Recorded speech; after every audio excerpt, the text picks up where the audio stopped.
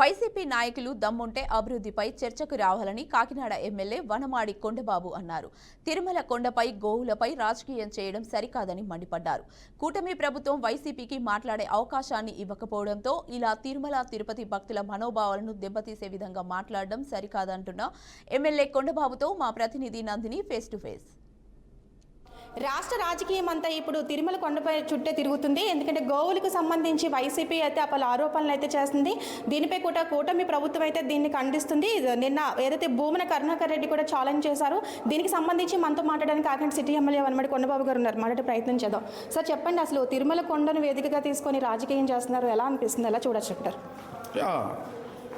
ఈరోజు గోశాల మీద రాజకీయం చేస్తున్నట్టు కరుణాకర్ రెడ్డి గారిని వైసీపీ నాయకులు చేస్తున్న విధానాన్ని ప్రజలు కూడా అసహించుకుంటున్నారు. ఈ రోజున అంటే గోవులని సహజంగా మరణిస్తుంటాయి, వయసు అయిన తర్వాత మరణిస్తాయి, ఏదైనా ఆరోగ్య లోపం వచ్చినప్పుడు మరణిస్తుంటాయి, అన్నీ చేస్తుంటాయి.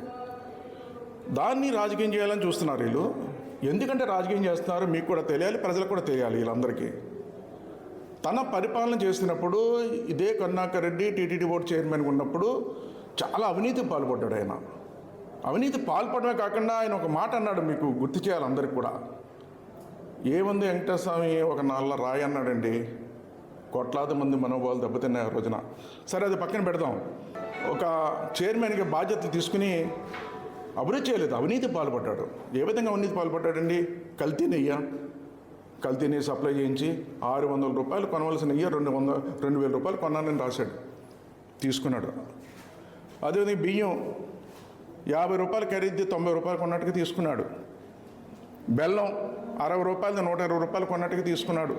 ఇవన్నీ కూడా బయట పడిపోయి బదనాం పాలైపోయారు. అన్నీ కూడా అవినీతి పాల్పడినట్టుగా బయట పెట్టడంతో బదనాం అయిపోయిన తర్వాత ప్రజల్లో ఒక వ్యతిరేకత వచ్చింది.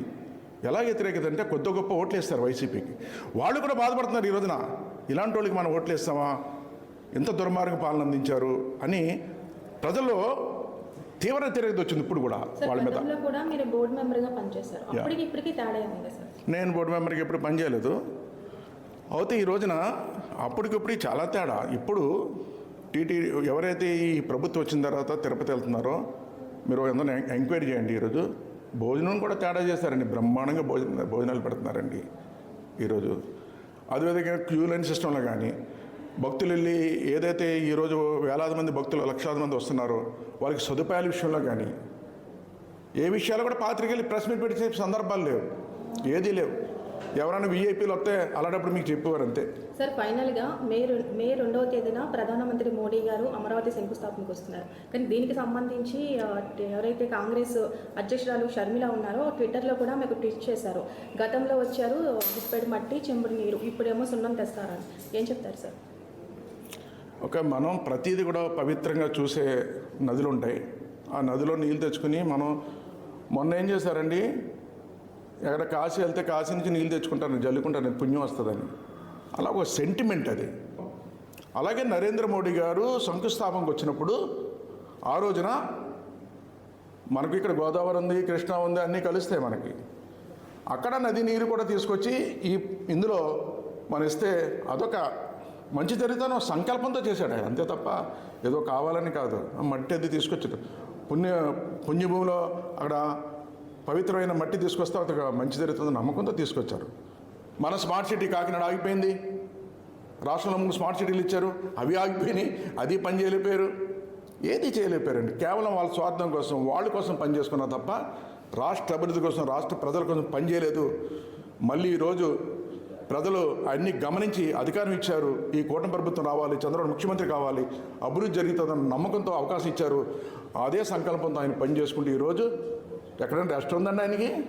మీరు చూస్తున్నారు, స్మార్ట్ సిటీ పనులన్నీ ఆగిపోయినాయి.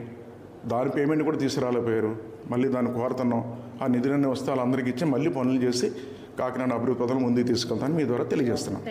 వైసీపీకి దమ్ముంటే ఛాలెంజ్ చేయాలంటే అభివృద్ధిపై చేయాలి తప్ప తిరుమల తిరుపతిలో భక్తుల మనోభావాలను దెబ్బతీసే విధంగా గోవులపై రాజకీయం చేయకూడదని కాకినాడ సిటీ ఎమ్మెల్యే వనమాడి కొండబాబు గారు చెప్పడం జరిగింది. Vote studio.